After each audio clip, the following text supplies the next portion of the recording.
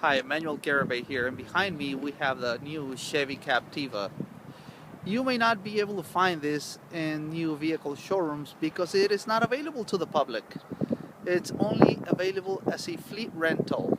So that means you, like this one, we got it as a rental. I drove it from Phoenix to El Paso, Texas, and let me tell you that GM claims 20 city, 28 highway, and with a 19-gallon fuel tank, they claim a little bit over 500 miles to the tank. Well, that is all bullshit. I was driving pretty much normally. You know, the speed limit from Phoenix to El Paso is about 75 most of the way, except when you go through towns, drops down to 65. And I was doing about 80, 85 most of the way. And some instances I probably went up to 90.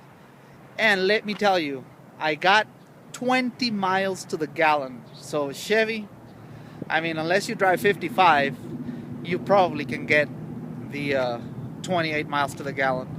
But overall, it's a nice car. You know, other than the fuel mileage and the weak engine, it has the 2.4 four-cylinder Ecotec engine, and let me show you that. And it's coupled to a 6-speed automatic transmission. In my opinion, I think that the 6-speed is not very well suited for this vehicle, because in the highway, when you're doing about 80 miles an hour, with the slightest touch of the gas pedal, it will shift down to 5th. And if you really need more passing power, it will shift down all the way to 4th gear. So it's not really a powerful vehicle. And I mean, 28 miles to the gallon, yeah, right. Probably only if you drive 55 miles an hour. You know, the interior, sorry about the mess. Like I said, we're well, not actually on vacation, but you know, we just family weekend, and we drove to Texas with it. But it's pretty roomy. It's not bad. You know, the back seat, it's okay. You can put a child's car seat back there. You know, my child's 3.5, and as you can see, it's been kicking the back of my seat. One thing I hate, but what else can you do? Overall, it's a nice car. I like the way it handles, although there's hardly any steering feel. And whenever I saw this vehicle, I was like, Captiva? I thought it was only like a European model or maybe a Canadian model. But that's the reason why I haven't seen it so much. It's because it's only available as a rental fleet, as a rental car. So you know, I didn't know. And then when I finally saw it in person, I'm like, you know, this looks a lot like the old Saturn View. It's almost like if they rebadged the Saturn View as the Chevy Captiva. But you know, it's also, I think it also shares the platform with the Chevy Equinox. So they look a lot alike. It's a small SUV, well, crossover SUV in my eyes.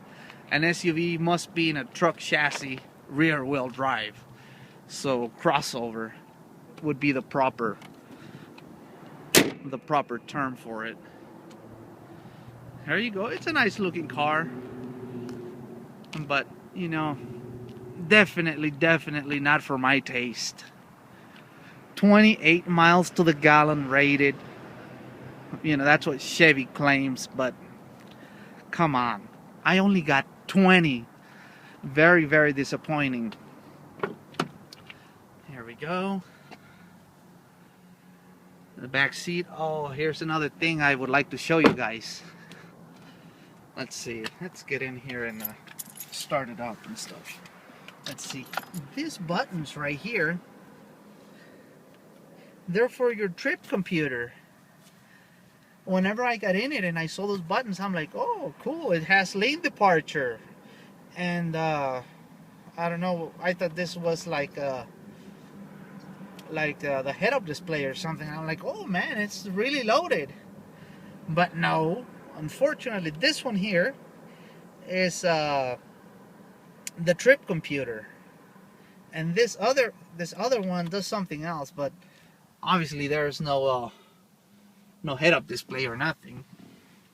And you know, a bit disappointing. The only one thing I really loved is that right here in the center console, there's a USB input. Even though there's a USB input down there, there's an auxiliary input right here next to the stereo.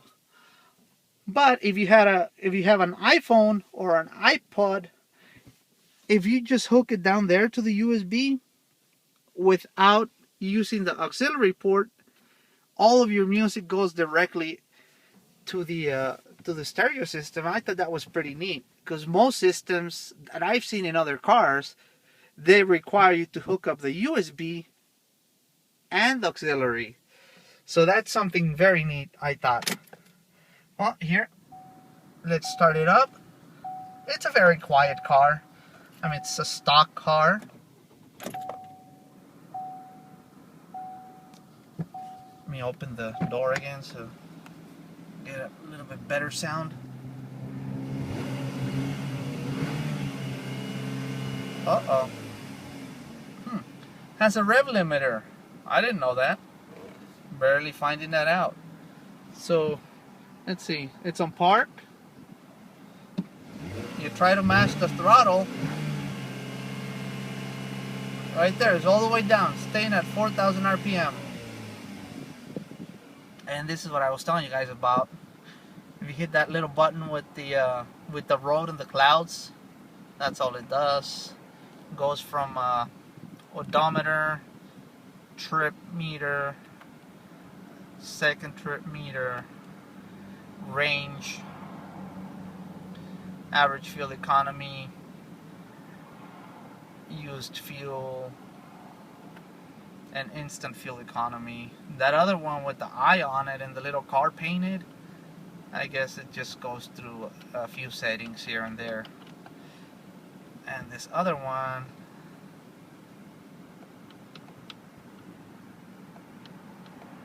it's other settings. But, well, just thought I'd give you guys a quick review of this car. And because I'm basically very, very disappointed about the 20 miles per gallon. In that case, we should have gotten a Suburban. I'm sure a Suburban would have had more power, and those are rated at 21 miles to the gallon. But oh well. Thanks for watching. Please subscribe, and we'll see you on our next video.